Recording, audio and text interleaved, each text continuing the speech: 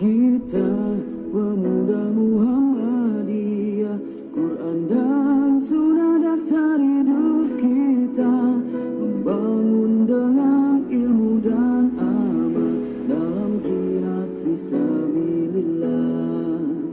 Teguhkan sikap hidup kita, aman ma'ruf nahi mungkar, rela berkorban jiwa raga, wujudkan masyarakat utama, selalu siap sedia, selalu bergembira, masa depan hidup kita, berlomba dalam kebaikan, Indonesia kita jaya.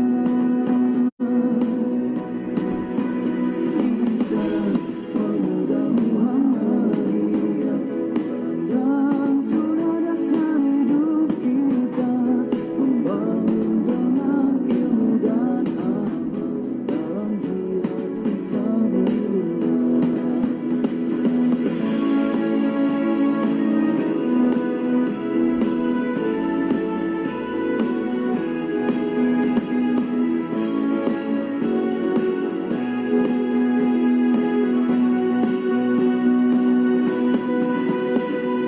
Siap sedia, selalu bergembira, masa depan hidup kita, berlomba-lomba dalam kebaikan, Indonesia kita jaya.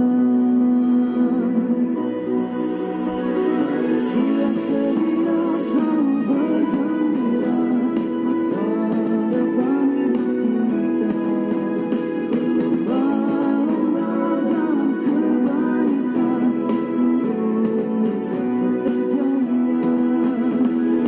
Berlomba dalam kebaikan, Indonesia kita jaya.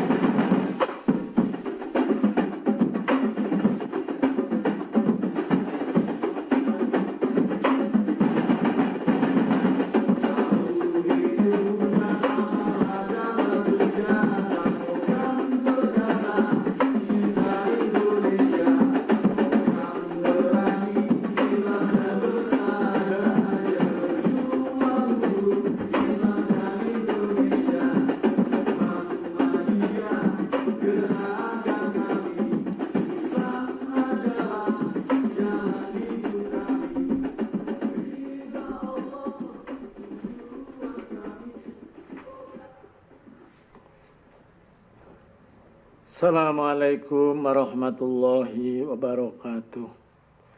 Innal hamdalillah nahmaduhu wa nasta'inuhu wa nastaghfiruh wa na'udzu billahi min syururi anfusina wa min sayyiati a'malina may yahdihillahu fala mudhillalah wa may yudlil fala hadiyalah. Asyhadu an la ilaha illallah wahdahu la syarikalah wa ashadu anna Muhammadan abduhu wa rasuluh. Allahumma salli ala Muhammad wa ala alihi wa ashabi ajma'in, amma ba'du. Ya ayyuhalladzina amanu taqullaha wa qulu qawlan sadida yuslih lakum a'malakum wa yaghfir lakum dunubakum wa may yuti'illaha wa rasulahu faqad faza fawzan 'azima. Para pemirsa pengajian Ramadan yang saya hormati, beberapa hari yang lalu saya telah menyampaikan dua hal, yaitu tentang bertamu dan hidup bertetangga. Kali ini saya akan menyampaikan tentang hubungan baik dengan masyarakat. Selain dengan tamu dan tetangga, seorang muslim harus dapat berhubungan baik dengan masyarakat yang lebih luas, baik di lingkungan pendidikan, kerja, sosial, dan lingkungan lainnya. Baik dengan orang-orang yang seagama maupun dengan pemeluk agama lainnya. Hubungan baik dengan masyarakat diperlukan karena tidak ada seorang pun yang dapat hidup tanpa bantuan masyarakat. Lagi pula, hidup bermasyarakat sudah merupakan fitrah manusia. Dalam surat Al-Hujurat ayat 13 dinyatakan bahwa manusia diciptakan dari laki-laki dan perempuan, bersuku-suku dan berbangsa-bangsa, agar mereka saling kenal mengenal. Dengan demikian dapat dikatakan bahwa hidup bermasyarakat merupakan suatu keniscayaan bagi mereka. Pada dasarnya, tidak ada bedanya antara tata cara pergaulan bermasyarakat sesama muslim dan dengan non-muslim. Kalaupun ada perbedaan, hanya terbatas dalam beberapa hal yang bersifat ritual keagamaan. Kewajiban sosial sesama muslim. Untuk terciptanya hubungan baik sesama muslim dalam masyarakat, setiap orang harus mengetahui hak dan kewajibannya masing-masing sebagai anggota masyarakat. Dalam sebuah hadis, Rasulullah Shallallahu Alaihi Wasallam menyebutkan ada 5 kewajiban muslim atas muslim lainnya. Beliau bersabda, Hakul muslim alal muslim hamsun, Raddus salam, Wangiyadatul marid, Waidbangul janaiz, Waijabatud da'wah, Watasmitul atis. Kewajiban seorang muslim atas muslim lainnya ada 5. Yang pertama, menjawab salam. Kedua, mengunjungi orang sakit. Yang ketiga, mengiringkan jenazah. Keempat, memenuhi undangan. Dan kelima, menjawab orang yang bersin. Hadis riwayat Khamsah. Marilah kita bahas satu persatu tentang kewajiban dan hak sosial dalam bermasyarakat ini. Yang pertama, menjawab salam. Mengucapkan dan menjawab salam hukumnya berbeda. Mengucapkannya sunnah, menjawabnya wajib. Hal itu dapat dimengerti karena tidak menjawab salam yang diucapkan tidak hanya dapat mengecewakan orang yang mengucapkannya, juga dapat menimbulkan kesalahpahaman. Salam harus dijawab minimal dengan salam yang seimbang. Tetapi akan lebih baik lagi bila dijawab dengan salam yang lebih lengkap. Allah Subhanahu wa taala berfirman, A'udzu billahi minas syaitonir rajim. Bismillahirrahmanirrahim. Wa idza khuyyitum bi tahiyatin fahayyu bi ahsana minha aw rudduha.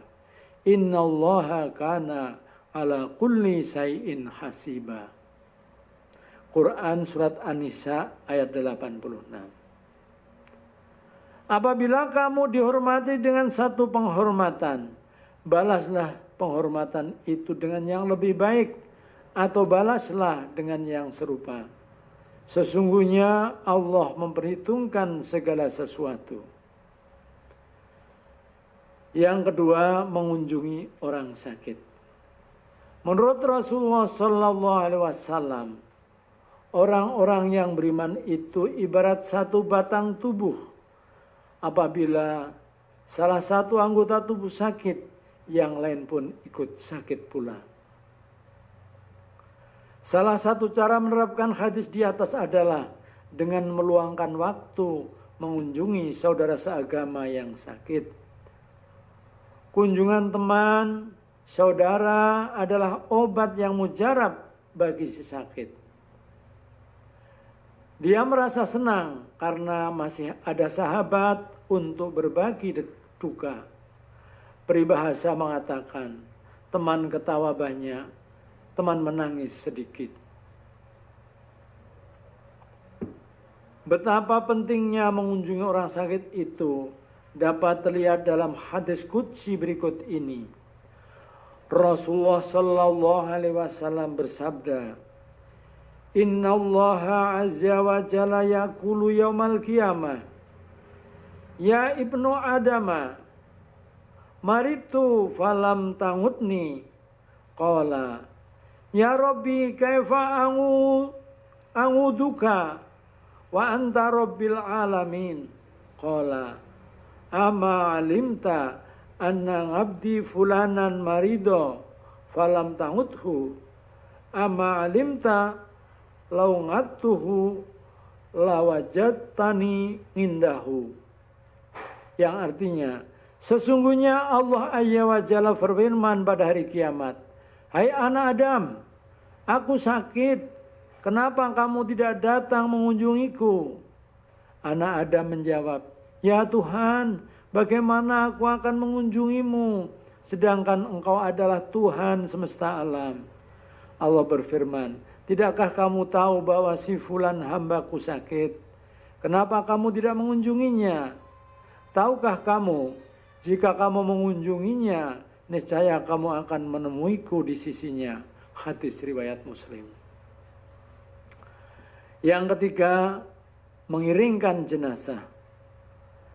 Apabila seorang meninggal dunia, masyarakat secara kifayah wajib memandikan, mengafani, mensolatkan, dan menguburkannya. Rasulullah Shallallahu Alaihi Wasallam sangat menganjurkan kepada masyarakat untuk dapat mensolatkan dan mengantarkan jenazah ke kuburan bersama-sama. Beliau bersabda, Man saidal janazata hatta yusolliya alaiha falahu kirotun. Waman saidaha hatta tutfana falahu kirotaini. Kila wama kirota mithlu jabalaini al-azimaini. Muttafaqun alaih. Barang siapa yang menyaksikan jenazah lalu ikut mensolatkannya, baginya 1 kirot. Dan barang siapa yang menyaksikannya sampai dikuburkan, baginya 2 kirot. Ditanyakan orang, apa itu 2 kirot ya Rasulullah?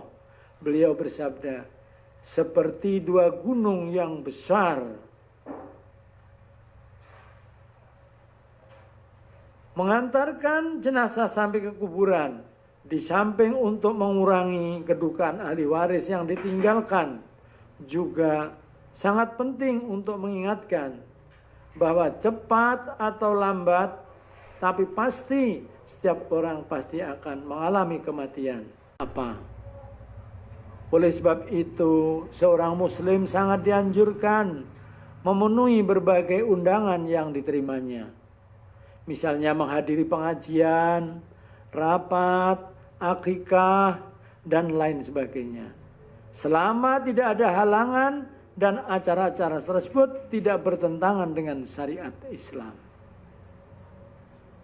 Khusus untuk undangan walimahan, yaitu resepsi perkawinan, seorang muslim wajib menghadirinya.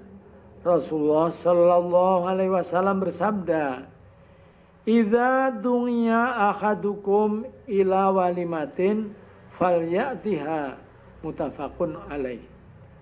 Apabila seseorang di antara kamu diundang menghadiri walimahan, maka hendaklah dia menghadirinya.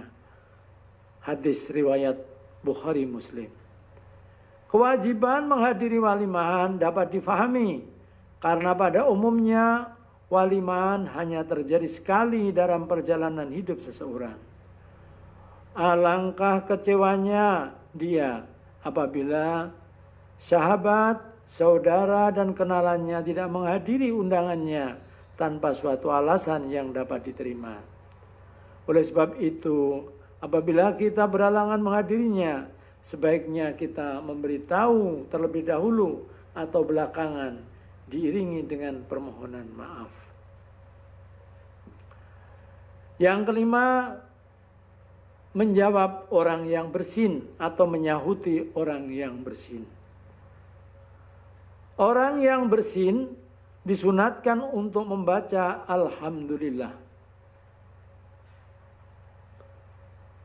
Bersyukur kepada Allah karena biasanya bersin pertanda badan ringan dari penyakit. Bagi yang mendengar orang bersin mengucapkan Alhamdulillah, diwajibkan menyautinya dengan membaca Yarhamukallah. Mendoakan semoga Allah mengasihinya. Orang yang tadi bersin menjawab pula Yahdikumullah wa yuslih balakum.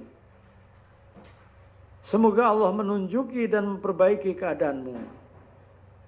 Dalam hal ini Rasulullah Shallallahu Alaihi Wasallam bersabda, "Idza atasa ahadukum falyaqul alhamdulillah, falyaqul lahu akhuhu aw sahibuhu yarhamukallah. Fa idza qala lahu yarhamukallah, falyaqul lahu yahdikumullah wa yuslih balakum." Rawahul Bukhari. Yang artinya, jika salah seorang di antara kamu bersin, hendaklah dia membaca Alhamdulillah. Hendaknya saudaranya atau temannya yang mendengar mengucapkan kepadanya Yarhamukallah. Jika dia ucapkan padanya Yarhamukallah, hendaklah dia mengucapkan Yahdikumullah wa yuslih balakum. Hadis riwayat Bukhari. Jika yang bersin tidak mengucapkan Alhamdulillah, kita tidak boleh menyautinya. Rasulullah Sallallahu Alaihi Wasallam bersabda, "Idza atasa ahadukum fahamidallah fasamituhu, fa illam yahmidillaha fala tusammituhu." Jika seseorang di antara kamu bersin dan mengucapkan Alhamdulillah, maka sahutilah. Jika dia tidak membaca Alhamdulillah, jangan sahuti. Hadis riwayat Muslim. Ajaran Islam tentang bersin di samping mempunyai nilai ibadah juga sangat besar artinya dalam memperkuat tali ikatan sesama anggota masyarakat. Karena masing-masing saling memperhatikan dan mendoakan. Kalau dalam hal-hal yang dianggap kecil saja seperti bersin, kita saling memperhatikan dan mendoakan, tentu dalam hal-hal yang lebih besar, sifat saling memperhatikan dan mendoakan itu akan lebih meningkat lagi. Demikian tentang hak dan kewajiban. Kalau itu hak kaum muslim, berarti kewajiban pula bagi kita untuk melaksanakannya. Selanjutnya adalah toleransi agama. Di atas sudah dijelaskan bahwa Islam tidak hanya menyuruh kita membina hubungan baik dengan sesama muslim saja, tapi juga dengan non-muslim. Namun demikian, dalam hal-hal tertentu ada pembatasan hubungan dengan non-muslim, terutama yang menyangkut aspek ritual keagamaan. Misalnya, kita tidak boleh mengikuti upacara-upacara keagamaan yang mereka adakan, sekalipun kita diundang. Kita tidak boleh menyelenggarakan jenazah mereka secara Islam. Kita tidak boleh mendoakannya untuk mendapatkan rahmat dan berkah dari Allah Subhanahu wa Ta'ala, kecuali mendoakannya supaya mendapat hidayah ketika dia masih hidup, dan lain sebagainya. Sehingga dalam bertegur sapa misalnya, untuk non-muslim kita tidak mengucapkan salam Islam, tetapi menggantinya dengan ucapan-ucapan lain sesuai dengan kebiasaan, seperti selamat pagi, selamat siang, selamat sore, dan sebagainya. Tapi tidak mengucapkan assalamualaikum untuk non-muslim. Dalam berhubungan dengan masyarakat non-muslim, Islam mengajarkan kepada kita untuk toleransi, yaitu menghormati keyakinan umat lain tanpa berusaha memaksakan keyakinan kita kepada mereka. Quran surat Al-Baqarah ayat 256. A'udzu billahi minasyaitonir rajim. Bismillahirrahmanirrahim. La ikraha fiddin. Tidak ada paksaan dalam agama. Kalau berdialog dengan mereka, kita berdialog dengan cara yang baik. Diterangkan dalam Quran surat Al-Ankabut ayat 46. Tidak boleh menghina agama atau keyakinan mereka, apalagi mencela Tuhan mereka. Toleransi tidaklah berarti mengakui kebenaran agama mereka, tapi mengakui keberadaan agama mereka dalam realitas bermasyarakat. Toleransi juga bukan berarti kompromi atau bersifat sinkretisme dalam keyakinan dan ibadah. Kita sama sekali tidak boleh mengikuti agama dan ibadah mereka dengan alasan apapun. Sikap kita dalam hal ini sudah jelas dan tegas, yaitu lakum dinukum waliyadin. Untukmu agamamu dan untukku agamaku. Demikianlah. Mudah-mudahan apa yang saya sampaikan tentang hubungan sosial umat Islam dalam bermasyarakat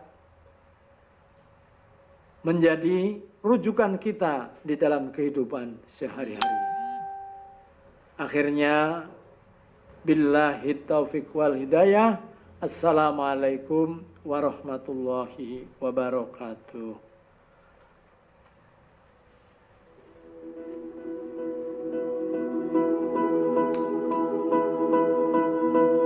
Kita pemuda Muhammadiyah, Quran dan Sunnah dasar hidup kita, membangun dengan ilmu dan amal dalam jihad fisabilillah. Teguhkan sikap hidup kita.